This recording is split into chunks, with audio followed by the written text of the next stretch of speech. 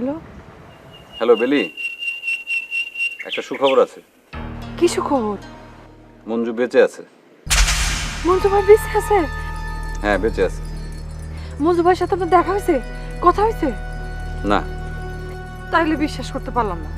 যে খবর দিছে সে আপনার কাছে মিথ্যা কথা বলছে। না, মিথ্যা বলেনি। আমি মঞ্জু ভাইয়ের সাথে কথা না বলা পর্যন্ত বিশ্বাস করতে পারবো না। সেই ব্যবস্থাই হচ্ছে। মঞ্জুর টেলিফোন আছে, সেই নাম্বারটা পাইলেই আমি তোমাকে দিয়ে দেবো, তুমি তার সাথে কথা বলতে পারবে। স্যার, গোল মারতেছেন না তো? শোনো, তোমার সাথে কি আমার গুল মারার সম্পর্ক? আর তোমাকে খুশি করো আমার উদ্দেশ্য না। তাহলে কি উদ্দেশ্য? একজন ছেলেহারা মায়ের মুখে হাসি ফোটানোই আমার উদ্দেশ্য। আর একটা কথা, তুমি খবির সর্দারে যতটা খারাপ মানুষ মনে করছো, সে আসলে ততটা খারাপ মানুষ না। শুনেন স্যার, এই খবির ডাকাইতার পক্ষ নিয়ে আপনি আমার লগে একটা কথা বলবেন না। আমার যে তার পক্ষ নিয়ে কথা বলতে হবে? খবির সর্দার ইচ্ছা করলে পরে মঞ্জুরে মাইরে ফেলতে পারত, কিন্তু সে সেটা করে নাই। সে পিতৃ স্নেহে তাকে লালন পালন করছে। সে মঞ্জুরে কলেজে ভর্তি করছে, হোস্টেলে রেখে তাকে পড়াচ্ছে, তোমার বাবার চক্ষু ফাঁকি দিয়ে। আপনি এটা কি বলতেছেন? একজন ডাকাত সেরকম হয়? হয়। পৃথিবীতে বিচিত্র মানুষ আছে, কে কখন কি করে সেটা বোঝা যায় না। আচ্ছা শোনো, আমি তার নাম্বারটা কালেক্ট করে তোমাকে পাঠিয়ে দেবো, তুমি তার সাথে কথা বলে নিও। আর আমি এখান থেকে সরাসরি ঢাকা চলে যাব। মোটেই না। আমি আপনার যাইতে দিলে তো মানে? মানে আজকের মধ্যেই আপনি আমার সাথে দেখা করবেন। দেখা করার কোনো সুযোগ নাই। তুমি আবার আমার পাগল করবা? এবার কিন্তু আমি সত্যি সত্যি পাগলি হয়ে যাব। তুমি তো আসলেই পাগল হয়ে যাচ্ছ। তুমি কার সাথে কথা বলতেছো সেটা তোমার মনে আছে? ঠিক মনে আছে, আমার স্যারের সাথে। স্যারকে কি তুমি তুমি তুমি করে কথা বলো? এই ছাড়া কোনো উপায় নাই। ভালোবাসার মানুষকে কি কেউ আপনি করে বলে?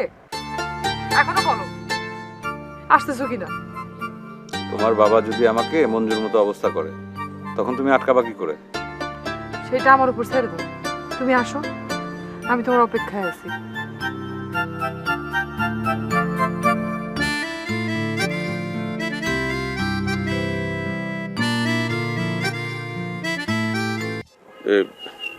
চেয়ারম্যান সাহেব, আপনাকে একটা কথা বলতে চাই। একটা কথা কেন, লিডার যখন আমি তখন তুমি প্রশ্ন করতে পারো। রমজান ভাই কি কথা কইব ওটা আমি জানি। ওতে তুমি যখন জানো তাহলে তুমি কো। রমজান তুমি কও, ও মতি খালি খালি এটার মধ্যে একটা বিঘ্ন ঘটাইবো। চেয়ারম্যান সাহেব, কথাটা ঠিক হইল না।